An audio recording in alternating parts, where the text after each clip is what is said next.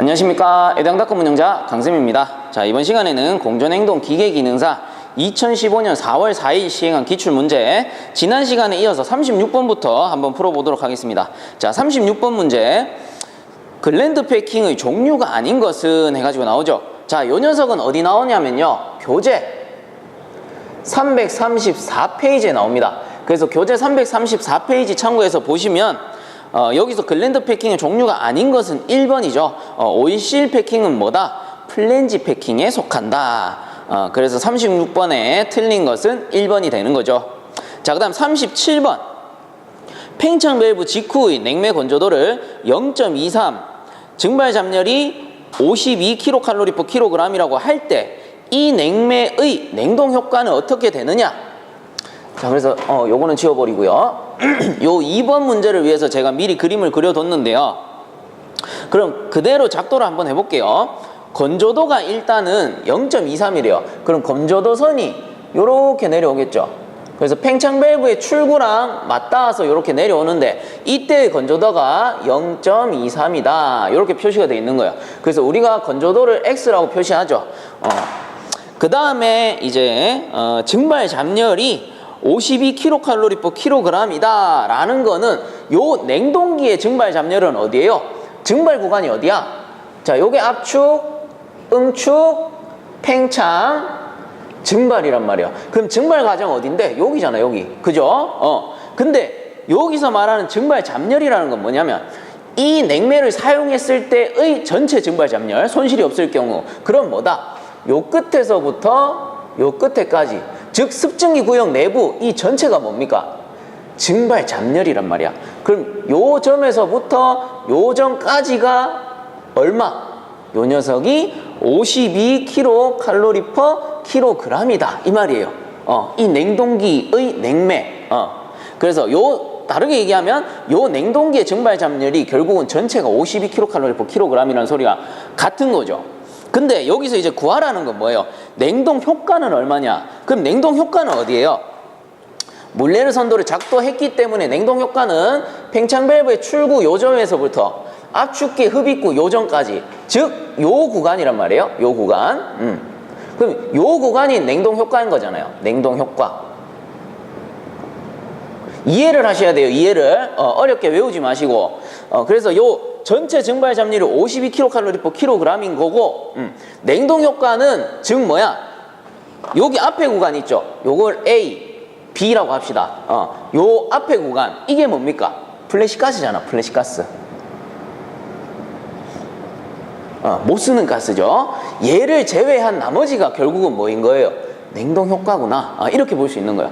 그럼 플래시가스는 뭔데? 플래시가스라는 거는 증발기에 들어오기 전에 미리 증발했기 때문에 증발 효과가 없는 거죠. 즉, 요 A는 건조증기인 거고 B는 뭡니까? 습증기인 거야. 습증기가 증발하면서 주변에 열을 훔치는 거잖아요. 그게 증발 잠열이고. 그렇다면 이제는 대략 이해를 하셨다면은 공식이 나오는 거예요.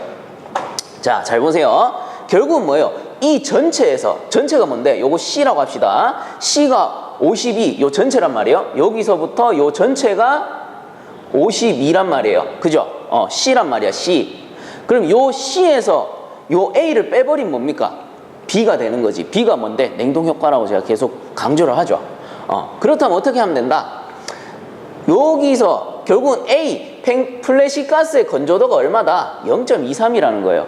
즉, 요 전체 요 52kcal/kg 전체에서 건조한 정도가 0.23이란 말이야.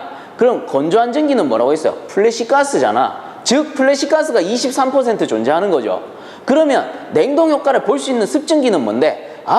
1 빼기 0.23 하면 되잖아요. 그죠? 1 빼기 0.23 하면 뭐야? 습증기의 비율이 나오는 거야. 그게 얼만데? 0.77. 77%가 습증기인 거죠. 그리고 냉동 효과를 발생시킨 증기가 되는 거예요. 자, 고로 0.77 곱하기 52 하면 뭡니까? 요 습증기 양이 뭔데? 냉동 효과다. 이해를 하셔야 된다고 했어요. 처음 제가 지금 설명하는 건 어려울 수 있어요. 어려우면 다시 돌려서 보세요. 돌려서 보시면서 이해를 하고 넘어가셔야 돼요. 공식만 외운다고 되는 게 아니에요. 요 문제 공식만 외워도 사실은 돼요. 기능사 수준에서는. 근데 이왕이면 이해하고 넘어가자고요. 아시겠죠? 자, 자, 그래서 이렇게 구해보시면은 답이 40kcal/kg이라고 나옵니다. 즉, 자, 마무리 해드릴게요. pH 선도가 있고 요렇게 있잖아요. 그 다음 몰레르 선도가 요렇게 작도가 되고, 너무 길게 그렸나? 이렇게 작도가 됐다라고 했을 때, 자, 요 전체 값, 전체 증발 잠열이, 이 전체 증발 잠열, 이 냉동기의 증발 잠열이 52였던 거예요. 52. 그죠? 근데 구하라는 값은 뭐였어? 요 점에서 요 점까지의 냉동효과 스몰 Q를 구하라고 했잖아요. 그죠? 요만큼만 구하면 돼. 그럼 전체 구간 중에 건조도를 빼버리면 되는 거죠. 왜? 건조도 0.23이란 놈이 플래시 가스의 양이니까. 그래서 건조도선이 이렇게 꺼졌을 때 얘가 건조도를 좀 땡길게요. 0.23이기 때문에, 그러면 건조한 정도가 23%라는 거잖아. 23%. 그럼 나머지 77%가 습증기니까 요 놈이 냉동 효과를 발생시키겠구나. 고로 요 전체에다가 52에다가 곱하기 0.77을 한 거예요. 그리고 요거를 공식으로 쓰자면 어떻게 되냐면 1 빼기 x에다가 곱하기 스몰 q 해주시면 돼요. 공식은 요렇게 돼요. 왜? 전체 1에다가 빼기 x 뭔데? 건조도. 그럼 1 빼기 0.23이 되고, 거기다 냉동 효과 얼마? 냉동 효과가 아니고 죄송해요. 증발 잠열 R이라고 쓸게요. 그러면 증발 잠열 얼마? 52. 결국은 뭐야? 52 곱하기 0.7이나 1 빼기 0.23 곱하기 52나 같다. 이제는 이해를 하셨기 때문에 요 공식의 의미를 아실 거라고 생각합니다. 그래서 이대로 푸셔도 40kcal/kg이 나와요. 자, 그래서 오늘 처음 나온 문제이기 때문에 좀 디테일하게 설명을 드렸던 거고, 만약에 다음에 요 비슷한 문제 나오면은 간단하게 요 공식 가지고 풀어버리겠습니다. 플래시 가스량이, 포인트는 뭐야? 전체 중에 플래시 가스량이 23%고 냉동 효과를 발생시킬 수 있는 냉매의 양이 77%다. 요게 포인트인 거예요. 자, 그러므로 37번의 답은 2번이 되겠죠. 40kcal/kg. 자, 그 다음 38번. 연력학 제1법칙을 설명하는 것으로 옳은 것은 해가지고, 자, 제1법칙은 뭐였습니까? 자, 요거는 포인트만 알아둬라. 뭐다? 에너지 보존의 법칙이다. 즉, 열을 1로 바꿀 수 있고 그 1이 다시 열로 바뀔 수 있는 그 법칙이 뭐다? 에너지 보존의 법칙이다. 하지만 세상에는 그런 이론적인 법칙은 사실 없죠. 실존하지는 않는데 이론적, 이상적 법칙인 거죠. 자, 그러면 요 녀석하고 가장 맞는 것은 3번이죠. 밀폐계에 전달된 열량은 내부 에너지 증가와 개가 한 일의 합과 같다. 왜? 1이 열로 변하고 열이 1로 변하기 때문에 손실이 없기 때문에 결국은 값이 같다. 이렇게 볼 수 있는 거야. 고로 38번의 답은 3번이다. 자, 그럼 39번. 역카르노 사이클은 어떤 상태 변화 과정으로 이루어져 있는가? 제가 이론 시간에 아주 많이 강조했던 부분이에요. 뭡니까? 4번. 두 개의 단열 과정과 두 개의 등원 과정으로 이루어져 있다. 뭐가? 역카르노 사이클. 그래서 39번의 답은 4번. 자, 그 다음 40번 문제. 회전식 압축기의 특징에 관한 설명으로 틀린 것은 돼 있습니다. 자, 1번. 용량 제어가 없고 분해 조립 및 정비에 특수한 기술이 필요하다. 왜요? 회전식 압축기 같은 경우는 회전수가 조금만 바뀌어도 용량이 확 변하기 때문에 그 기술의 정밀도가 필요하다. 이렇게 저번에 문제 풀 때도 나왔었죠. 그래서 40번에 1번은 맞고요. 그 다음 2번에 대형 압축기와 저온용 압축기로 사용하기 적당하다. 이거 문제 저번에 한번 나왔던 건데 다시 한번은 되새겨 보자면 2번에 대형 압축기와 저온용 압축기로 사용이 가능하다 돼 있는데, 대형은 사실상 원래 회전식은 소형에 사용이 되고 대형은 제작은 할 수 있다라고 했죠. 제작은 할 수 있으나 저온은 가능하다 불가능하다? 저온은 불가능하다라고 했습니다. 그래서 40번에 틀린 거는 2번이 되겠죠. 저온 불가. 고로 40번의 답은 2번. 나머지는 맞으니까 한 번씩 더 읽어보시고요. 저번에 나왔던 문제랑 중복이에요. 자, 그 다음 41번. 터보 냉동기의 운전 중 서징 현상이 발생하였다. 그 원인으로 틀린 것은 해가지고, 자, 이런 거는 이제 뭐 서징이 뭐냐? 이것만 아셔도 충분히 풀 수 있습니다. 서징이 뭡니까? 서징이라는 거는, 자, 펌프나 터보 냉동기 뭐예요? 원심식이잖아. 원심식이 터보랑 그 원리가 똑같죠? 보통 펌프에서 일어나는 현상인데, 서징이라는 거는 펌프를 장시간 운전 시, 자, 요 밑에 게 중요해요. 압력, 유량, 회전수, 동력이, 자, 요거 네 가지. 하나, 둘, 셋, 네 가지. 동력 등의 급변으로 자력 진동 및 소음이 발생하는 현상. 자, 이놈이 서징이다. 다시 한번. 장시간 운전 시 압력, 유량, 회전수, 동력 등의 급변으로 자력 진동 및 소음이 발생하는 현상. 이게 서징이다. 그럼 문제 봅시다. 41번 터보 냉동기 운전 중 서징 현상이 발생하였다. 그 원인으로 틀린 것은 했죠. 1번에 흡입 가이드베인을 너무 쪼일 때, 가이드베인 너무 쪼이면 어떻게 돼요? 압력이 급변하잖아요. 압력. 1번 맞네요. 그 다음 2번에 가스 유량이 감소될 때 유량. 2번도 맞아요. 그럼 3번 잠깐 무시. 4번에 보시면 너무 낮은 가스 유량으로 운전할 때 또 유량. 맞죠? 그러면 1번, 2번, 4번은 맞는 거예요. 근데 3번은 왜 틀렸냐? 냉각 수온이 너무 낮을 때 돼 있는데, 자, 여기 온도 있어요, 없어요? 없죠? 온도와는 관계없다. 즉 수온과는 관계없다. 고로 41번에 틀린 것은 3번이 되는 거죠. 자, 그 다음 42번 열에 관한 설명으로 틀린 것은 1번 승화열은 고체가 기체로 되면서 주위에서 빼앗는 열량이다. 맞죠? 고체가 기체로 변할 때 승화열, 요 대표적인 게 드라이아이스라고 했습니다. 그 다음 2번에 잡열은 물체의 상태를 바꾸는 작용을 하는 열이다. 맞죠? 그 다음 3번에 현열은 상태 변화 없이 온도 변화에 필요한 열이다. 요것도 맞아요. 우리 이만큼 풀었으면 이런 거는 상식이죠. 그럼 4번에 보시면 융의 열은 현열의 일종이며 고체를 액체로 바꾸는데 필요한 열이다.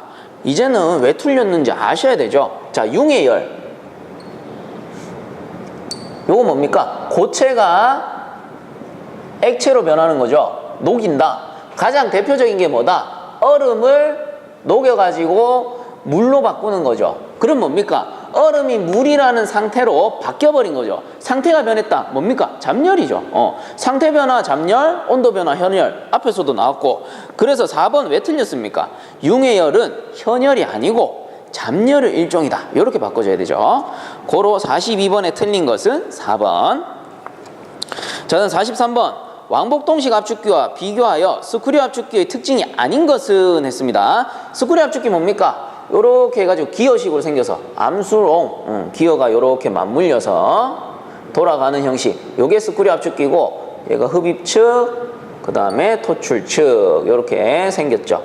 그러면은 요 암수 기어가 맞물려가지고 요렇게 돌아가면서 요 외부의 공간을 압축하는 형식, 용접식이다. 이렇게 얘기를 했었죠. 냉매가 이렇게 들어가고 나가고. 자, 그렇다면 왕복동식 압축기와 비교하여 스크류 압축기의 특징이 아닌 거라고 했죠. 1번에 흡입 토출 밸브가 없으므로 마모 부분이 없어 고장이 적다. 맞죠? 그 2번에 냉매의 압력 손실이 크다 돼 있는데, 자, 왕복동식 같은 경우는 뭐가 있다? 클리어런스가 있잖아요. 그죠? 왕복동식에는 클리어런스가 있어요. 근데 이 스크류식에는 클리어런스가 없다. 그죠? 클리어런스가 뭔데요? 틈새. 그럼 압축기의 틈이 크면 클수록 손실이 많은 거죠. 근데 설명해 보시면은 2번에 냉매의 압력 손실이 크다. 왕복동식에 비교해서, 자, 요게 왕복동식이고요. 요게 스크류죠. 왕복동식에 비해서 스크류의 마찰 손실이 크다? 맞아요, 틀려요? 틀렸죠. 클리어런스가 적기 때문에 마찰 손실은 적다. 뭐보다? 왕복동식보다. 고로 32번에 틀린 것은 2번이 되는 거죠. 그 다음에 3번 뭐 보시면은 무단계 용량 제어가 가능하며 연속적으로 행할 수 있다. 왕복동식은 단속적이고 연요석은 연속적이다. 그 다음 4번에 최저 효율이 좋다. 왜? 클리어런스가 없으니까. 그래서 43번에 틀린 것은 2번이 되는 거죠. 자, 그 다음 44번 컨덕턴스는 무엇을 뜻하는가 해가지고 나오는데요. 자, 처음 보시는 분들은 많이 생소할 수도 있어요. 근데 알고 보면 아주 쉽습니다. 대신에 요 녀석을 알기 전에 뭘 알아야 되냐? 우선은 저항을 알아야 돼요. 저항. 저항은 뭐 우리가 흔히 많이 들어봤죠. 전기라고 하면은 전하, 전류, 저항부터 나오잖아요. 그럼 이 저항은 뭐예요? R이라고 쓰고 단위는 ohm으로 표시를 해준단 말이에요. 그 다음에 컨덕턴스라는 건 뭐냐면은 컨덕턴스 얘는 G라고 씁니다. G. G라고 쓰고 ohm을 뒤집어 놨어요. ohm을 딱 뒤집어 놨어요. 그리고 읽을 때는 모 이렇게 있습니다. 모. 그러면 단위를 뒤집어 놨네. 그러면 얘들 두 개는 서로 반대되는 개념이겠구나. 자, 그래서 저항이 뭡니까? 저항. 전류가 흐르는 거를 방해하는 게 저항이죠. 그죠? 그러면은 컨덕턴스는 뭐겠어요? 반대니까 얘는 저항이잖아. 저항. 말 그대로 저항이에요. 흐르는 걸 막는 거. 컨덕턴스는 뭔데? 전류가 얼마나 잘 흐르냐, 얼마나 잘 흘러가느냐, 요걸 나타낸 게 컨덕턴스겠죠. 자, 그러면 44번의 답은 뭐예요? 2번이죠. 2번. 전류가 잘 흐르는 정도를 나타낸 것을 컨덕턴스라고 한다. 단위로는 모라고 읽는다 라고 했습니다. 저항의 반대 개념. 자, 고로 44번의 답은 2번이다. 자, 다음 45번. 다음 중 2단 압축, 2단 팽창 냉동 사이클에서 주로 사용되는 중간 냉각계의 형식은, 자, 요런 문제는 그냥 외워주세요. 1번 플래시형. 자, 다음 46번. 복사난방에 관한 설명 중 틀린 것은 해서, 자, 복사난방 문제 상당히 자주 나오죠. 뭡니까? 패널을 매설하는 형태. 패널을 매설해가지고 복사열에 의해서 은은히 데우고 은은히 식혀주는 그런 형태라고 했습니다. 자, 그러면은 46번에 복사난방에 관한 설명 중 틀린 것은 1번 바닥면의 이용도가 높고 열손실이 작다. 맞죠? 매설돼 있잖아요, 패널이. 그 다음 2번에 단열층 공사비가 많이 들고 배관의 고장 발견이 어렵다. 요도 맞죠? 매설돼 있잖아요. 그 다음 3번에 대류난방에 비해 설비비가 많이 든다. 이것도 매설돼 있으니까 당연히 많이 들겠지. 그럼 4번에 보시면 방열체의 연용량이 적으므로 외기 온도에 따라 방열량의 조절이 쉽다 돼 있는데, 자, 복사난방 같은 경우는 쾌감도가 가장 좋죠. 쾌감도가 가장 좋고요. 그 다음에 열 용량도 쾌감도만큼 좋은 편이에요. 가장 좋은 편에 속해요. 그러므로 방열체의 열 용량이 크다. 크므로 이렇게 바꿔줘야 되고, 외기 온도에 따라 방열량의 조절이 쉽다. 요거는 왜 틀렸냐? 제가 아까 말씀드렸죠. 패널을 묻어가지고 은은하게 데우고 은은하게 식힌다. 즉 서서히 데워지고 서서히 식는 거예요. 그러면 방열량 조절은 어때요? 어렵다. 이렇게 바꿔줘야 되죠. 그래서 다시 읽어드리면 방열체의 열 용량이 크므로 외기 온도에 따라 방열량의 조절이 어렵다. 이렇게 바꿔줘야 된다라는 거죠. 그래서 46번에 틀린 것은 4번. 자, 다음 47번. 실내의 현열 부하를 3200kcal/h, 잠열 부하를 600kcal/h일 때 현열비는 해서, 자, 현열비는 무조건 좀 외워주셔야 돼요. 아주 자주 나오고 있죠, 지금도. SHF 현열비는 QS 더하기 QL 분의 QS다. 뭡니까? 현열 더하기 잠열 분의 현열. 이게 현열비다. 뭐예요? 전열분의 현열이잖아요. 자, 그럼 그대로 넣어주면 되죠. 현열부가 3200 더하기 잠열이 600 분의 현열 얼마? 3200. 자, 이렇게 구해주시게 되면은 답은 0.84라고 나오네요. 자, 그래서 47번의 답은 4번.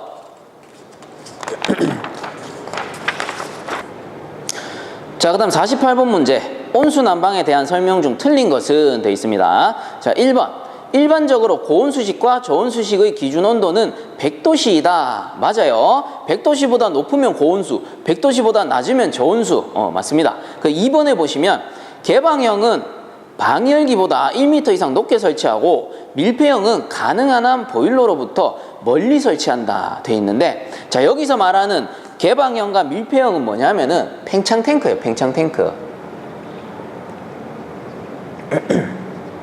그리고 이 팽창 탱크는 온수 난방 때만 사용이 되는 거죠. 그래서 온수 난방에서 팽창 탱크는 두 가지 종류, 개방형과 밀폐형이 있으며, 개방형은 방열기보다 1m 높게 설치한다. 맞습니다.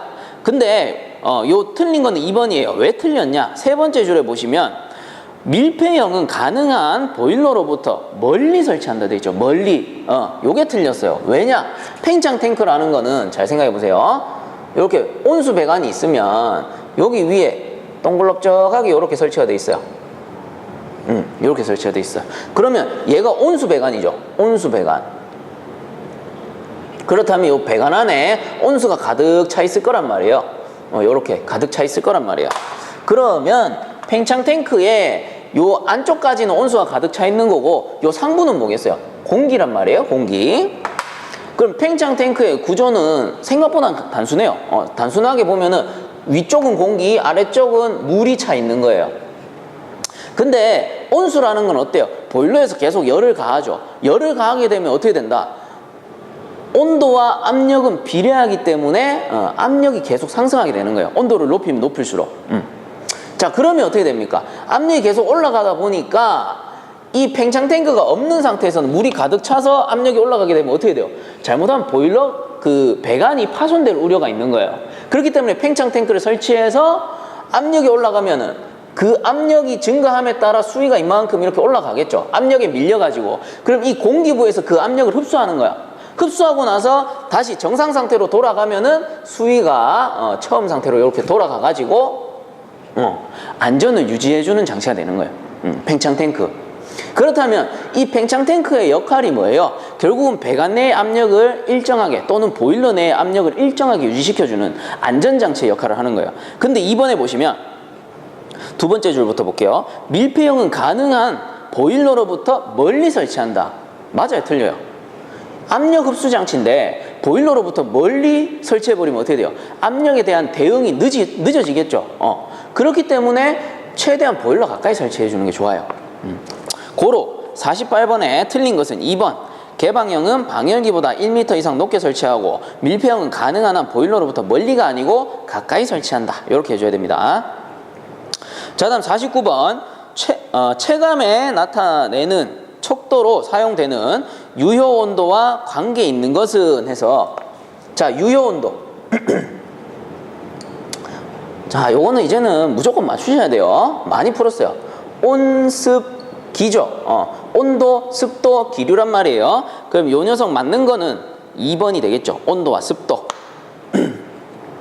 자, 다음 50번. 다음의 습공기 선도에 대하여 바르게 설명한 것은, 자, 습공기 선도. 습공기 선도 구성만 알면 되죠. 요렇게 있을 때 어느 점을 딱 찍어가지고, 자, A는 수직으로 내렸네요. 자, A는 뭡니까? 건구 온도. 그 다음에 B는 대각선으로 이렇게 비스듬히 내려옵니다. 요 녀석은 뭐다? 비체적. 그죠? B선은 비체적 선이에요. 그 다음 C는 뭐다? 이렇게 우측으로 쭉 갑니다. 여기 뭔데? 자, 여기 TX선도잖아요. 그럼 얘는 C고 절대 습도가 되겠죠. X니까. 그 다음에 D는 뭡니까? 이렇게 해서 요 녀석하고 나란하게 돼 있죠. 이 선이 뭔데? 상대 습도 100%인 선이잖아요. 그럼 이건 뭐예요? 상대 습도선. 그죠? 이게 D네요. 자, 그 다음 마지막. 이렇게 그어져 있고 여기랑 연결되어 있다. 그 다음 요게 F. 이거 뭐예요? 요게 엔탈피 선이죠. 고로 F는 뭡니까? 엔탈피. 이렇게 되는 거죠. 그래서 A는 건구온도, B는 비체적, C는 절대습도, D는 상대습도선, F는 엔탈피다. 그래서 50번에 다음의 습공기 선도에 대하여 바르게 설명한 것은 4번이 되겠죠. B점은 습공기의 비최적을 나타낸다. 자, 그 다음 51번 흡수식 냉동기의 특징으로 틀린 것은 해가지고 1번에 전력 사용량이 적다. 맞죠? 압축기 대신에 버너를 쓰니까. 그 다음 2번에 압축식 냉동기보다 소음 진동이 크다 돼 있는데 소음 진동이 큰 건 뭐예요? 흡수식이 아니고 왕복동식. 이게 뭐예요? 증기 압축식. 그죠? 그래서 51번에 틀린 것은 2번 압축식 냉동기보다 소음 진동이 작다. 자, 그 다음 52번 환기에 대한 설명으로 틀린 것은 1번 기계환기법에는 풍압과 온도차를 이용하는 방식이 있다 돼 있는데, 자, 기계환기라는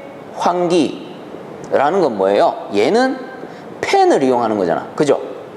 극기팬이나 환기팬을 이용하는 거예요. 근데 풍압과 온도차를 이용하는 건 뭐예요? 자연환기죠. 그죠? 그래서 52번에 틀린 거는 1번이네요. 기계환기가 아니고 이 녀석은 자연환기에 대한 설명이 되겠더라. 자, 다음 53번 냉방부하에서 틈새 바람으로 손실되는 열량을 보호하기 위하여 극간풍을 방지하는 방법으로 틀린 것은 해가지고, 자, 틈새 바람이라는 건 뭐예요? 창문 틈이나 뭐 문틈 요런 데로 들어오는 바람들, 그런 거를 이제 냉방부하에서 본다면은 여름철에 우리가 냉방하는데 실외 온도는 엄청나게 뜨겁단 말이에요. 그런 외기 공기가 들어오게 되면 어떻게 돼? 손실이 되는 거잖아요. 부하를 발생시키기 때문에 손실로 이어진단 말이에요. 그래서 요런 외기를 막아줘야 되는 거죠. 근데 극간풍을 방지하는 방법으로 틀린 것은 했으니까 한번 봅시다. 1번 회전문을 설치한다.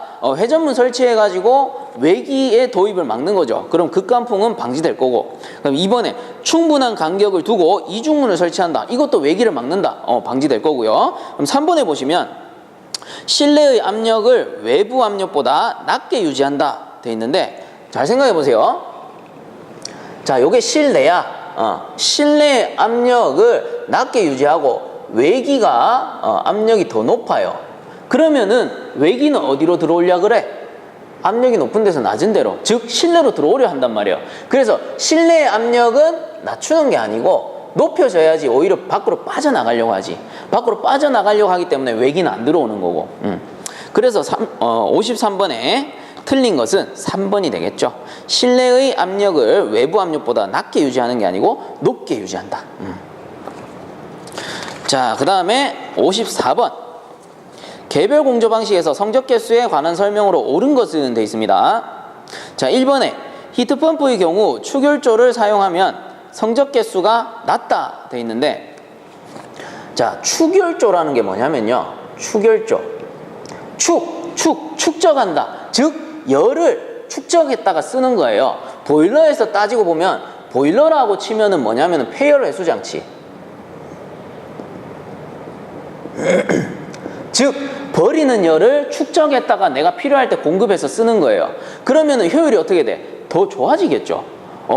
근데 여기서는 보시면은 히트펌프의 경우 축열조를 사용하면 성적 개수가 낮아진다. 틀렸죠? 높아진다. 이렇게 바꿔야 돼요. 그 다음 2번에는 히트펌프 시스템의 경우 성적 개수는 1보다 항상 크죠? 1보다 항상 큽니다. 그 다음 3번에 냉방 시스템은 냉동 효과가 동일한 경우 압축 1이 클수록 성적 개수는 낮아진다. 요게 맞는 거죠. 우리가 몰레르선도 이렇게 그려보면은 다른 건 다 가만히 있는데 요 동력, 즉 압축기 구간이 이렇게 커져 버리는 거죠. 그럼 어떻게 됩니까? 냉동 효과는 감소하고 압축1은 늘어난다. 뭐 다른 게 변하지 않더라도 요 효과는 그대로인데 압축1만 이렇게 늘어도 전기세 더 많이 쓰는 거니까 성적 개수는 낮아지겠죠.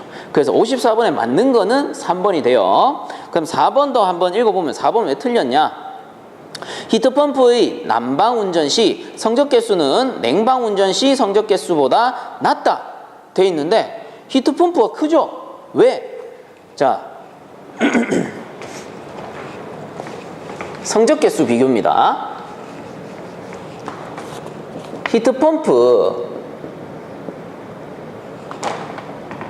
히트펌프의 성적 개수 구하는 공식은 Q1-Q2분의 Q1이죠. 그래서 Q1, Q2가 뭐예요? AW란 말이야. 분의 얘가 Q1 뭐예요? 고온. 고온이 되는 거예요. 그 다음에 냉동기는 뭐예요? 냉동기의 성적개수 구하는 공식은 Q1-Q2분의 Q2가 올라가죠. 그리고 얘가 AW고 그 다음에 Q2가 올라가요. 그럼 얘는 뭐예요? 저온이란 말이야. 저온. 그럼 잘 생각해 보세요. 분자가 항상 히트펌프는 어때요? 분자가 항상 분모보다 크죠? 고온이 올라가니까. 그래서 히트펌프라는 거는 항상 1보다 크다. 그죠? 냉동기는 어때요? 항상 저온이 위에 올라가니까 얘는 반대로 항상 성적개수는 1보다 작다. 고로 성적개수가 큰 거는 뭡니까? 히트펌프더라. 그래가지고 4번도 틀렸죠. 요거를 바꿔보면 히트펌프의 난방 운전 시 성적개수는 냉방 운전 시 성적개수보다 크더라. 요렇게 되는 거죠. 자, 그 다음 55번 난방부하에 대한 설명으로 틀린 것은 돼 있습니다. 자, 1번 건물의 난방 시에 제실자 또는 기구의 발생 열량은 난방 개시 시간을 고려하여 일반적으로 무시해도 좋다. 자, 요건 뭐냐면은 제실자나 기구의 발생 열량 같은 경우 그냥 간단하게 생각하세요. 제실자는 사람이란 말이에요. 근데 만약에 어떤 사무실에 100명이 일을 한다 라고 치면은 그 100명이 한 번에 다 들어와서 일을 하는 경우는 잘 없어요. 왜? 뭐 휴가를 갔을 수도 있고 외근을 갔을 수도 있고 아니면 휴게실에 가 있을 수도 있잖아요. 항상 100명일 수가 없단 말이야. 그렇게 계속 바뀌기 때문에 요런 거는 그냥 평균을 잡아서 무시해버리는 거예요. 평균값을 준다든가 아니면 무시해버리는 거야. 계속 바뀌니까. 그리고 뭐 기구 발생 열량도 똑같죠. 기구를 가동할 수도 있고 안 할 수도 있으니까 이것도 무시해버리는 거고 고로 1번은 맞고요. 그 다음 2번에 보시면 외기부하 계산은 냉방부하 계산과 마찬가지로 현열부하 잠열부하로 나누어 계산해야 한다. 이건 뭐 당연한 소리고. 그 다음 3번에 덕트면의 열통과에 의한 손실 열량은 작음으로 일반적으로 무시해도 좋다. 그렇죠. 덕트면을 통과할 때 열손실은 단열이 다 돼 있기 때문에 많이 발생하지 않아요. 그렇기 때문에 그냥 무시해 주는 거예요. 그 다음에 4번에 보시면 건물의 벽체는 바람을 통하지 못하게 하므로 건물 벽체에 의한 손실량은 무시해도 좋다 라고 돼 있는데요. 우리 저번에 한번 문제 풀 때 햇볕이 이렇게 있고 집이 이렇게 있었어. 집이 이렇게 있었으면 창문이 있었고, 그럼 햇볕에서 오는 이 복사열 같은 경우는 가장 많이 닿는 곳이 어디예요? 요 벽, 그리고 요 지붕, 그 다음에 창문. 여기가 이제 열 전열이 가장 많이 일어나는 것. 다시 말하면은 손실이 가장 많이 발생하는 것. 또 다시 말하면 부하가 가장 많이 발생하는 곳이란 말이에요. 그렇다면 4번에 건물의 벽체는 바람을 통하지 못하게 하므로 건물 벽체에 의한 손실 열량을 무시해도 좋다. 무시하면 돼요, 안 돼요? 안 돼요. 얘들은 얘들이 가장 큰 부하란 말이에요. 고로 55번에 틀린 것은 4번이 되는 거예요. 자, 다음 56번 기계, 배기와 적당한 자연극기에 의한 환기 방식으로서 화장실, 탕비실, 소규모 조리장의 환기 설비의 적당한 환기 방법은 해가지고, 자, 환기법 한번 복습 한번 합시다. 제1종, 그 다음 제2종, 제3종, 제4종 이렇게 나누었죠. 그래서 급기와 배기로 나누었고, 1종 같은 거는 뭐예요? 강제, 급기, 강제죠. 강제, 배기. 그죠? 강제. 그 다음 2종은 뭐예요? 강제, 자연. 그래서 강제, 급기, 자연, 배기였어요. 그럼 3종은 뭐예요? 반대로 자연, 급기, 강제, 배기. 그죠? 그 다음 4종은 뭐예요? 둘 다 자연, 급기, 그 다음에 자연, 배기. 이렇게 총 4가지죠. 그래서 1종부터 강제, 강제, 자연, 강제, 자연, 이렇게 좀 외워주시면 좋습니다. 자, 그럼 56번에 화장실, 탕비실, 소규모 조리장에서 환기 설비로 적당한 것은 해가지고 그냥 단편적으로 화장실 생각해 보세요. 우리가 화장실 같은 경우는 환풍기 달려있죠. 환풍기로 쭉쭉 빨아내요. 근데 어디 가서 화장실에서 급기하는 곳 보셨어요? 아무데도 없죠. 화장실은 왜냐하면은 거기 안에는 항상 악취가 나잖아요. 악취가 나기 때문에 그 실의 압력을 부압으로 유지해줘야 돼요. 그렇지 않으면 이 악취가 어디로 나가? 외부로 빠져나가잖아요. 그래서 양압으로 맞춰버리면은 그 냄새가 확산되기 때문에 화장실, 탕비실 이런 데는 부압을 유지해줘야 된다. 그렇다면 부압을 유지해줄 수 있는 장치는 뭐예요? 3종이죠, 3종. 그리고 양압을 유지해줄 수 있는 곳은 2종. 이렇게 되는 거죠. 그래서 요 화장실, 탕비실은 몇 종? 제 3종이 되겠더라. 자, 그래서 56번의 답은 3번이 되는 거죠. 자, 다음 57번. 다음은 덕트 내의 공기 압력을 측정하는 방법이다. 그림 중 정압을 측정하는 방법은? 이라고 했네요. 자, 요 공기 압력을 측정하는 방법은 크게 세 가지다 라고 했는데, 자, 우선은 정압, 그리고 동압이 있었고요. 이 정압과 동압을 합쳐놓은 게 전체 압력이라고 해가지고 전압이다 라고 해서 요 세 가지가 있었습니다. 자, 그러면 이 녀석들이 도대체 뭐냐? 제가 이론 시간에는 정압이라는 거는 크게 변하지 않는다, 움직이지 않는다, 정지해 있다 라고 해서 정압이다 라고 말씀을 드렸고요. 동압이라는 거는 움직일 동을 써가지고 움직임이 있는 압력이다 라고 말씀을 드렸습니다. 그럼 요것들의 정확한 뜻이 뭐냐? 문제 나온 김에 설명을 해드리자면, 우선은 동압이라는 거는 요렇게 덕트가 있다면 송풍기에 의해서 공기가 이동이 되겠죠. 그러면 유체, 공기라고 했을 때 공기의 움직이는 방향이 이쪽이다 라고 한다면 동압이라는 건 이런 겁니다. 공기 유동 방향의 압력이에요. 정확히 얘기하자면 공기 유동 방향의 압력. 그럼 뭐예요? 공기가 왼쪽에서 지금 우측으로 이동을 하네? 그러면 이 유동 방향의 압력을 측정하려면 측정 장치를 요 가운데까지 삽입을 이렇게 시켜야 됩니다. 그래야지 공기가 유동 방향 이쪽이잖아요. 이쪽의 압력을 딱 머금어서 측정이 가능하단 말이에요. 그래서 공기의 유동 방향, 움직일 동을 써가지고 동압이라고 합니다. 동압, 이해가 가셨죠? 동압은 이 유체 유동 방향의 압력을 동압이라 한다. 그럼 정압이라는 건 뭐냐? 자, 또 덕트가 있다라고 했을 때 이 덕트 안에 공기가 지나가요. 공기라는 유체가 딱 지나가고 있다라고 한다면 동압은 유동 방향의 압력이었고, 정압이라는 거는 이 공기가 덕트 내에 가득 차 있다라고 칩시다. 가득 차 있으면 이쪽으로 지나가는 압력만 있는 게 아니고 이 수직 방향으로 밀어내려는 압력도 있겠죠. 물론 이 동압보다는 약할 겁니다. 하지만 가득 차 있다면 서로 밀어내려는 압력이 있기 때문에 수직 방향의 압력도 있을 겁니다. 자, 이 유동 방향의 수직으로 작용하는 압력을 정압이라고 하는 거예요. 정압. 자, 이렇게 정확히 아셔야 됩니다. 동압이라는 거는 공기의 유동 방향에 있어서의 압력이고, 정압이라는 거는 이 공기 유동 방향의 수직으로 작용하는 압력을 정압이라고 해요. 그래서 정압을 측정할 때는 요 끝에서 이 압력을 인출해내는 게 맞겠죠. 수직 방향의 압력이니까. 그럼 요 두 가지를 더해놓은 거는 전압이다. 요 개념을 가지고 문제를 한번 본다면, 자, 이 문제에서는 정압을 찾으라고 했습니다. 일단 가 같은 경우는 지금 유동이 없잖아. 그러면 압력의 변화가 없어요. 그러면 여기에서는 뭐 정압이든 동압이든 찾아낼 수가 없습니다. 자, 그러면 이제 나를 보게 되면요, 나 같은 경우는 요 끝에 측정 장치가 붙어 있어. 그러면 수직 방향으로 작용하는 힘을 찾아내는 거는 결국은 나네요. 나가 정압이 됩니다. 여기서 원하는 답이 되겠네요.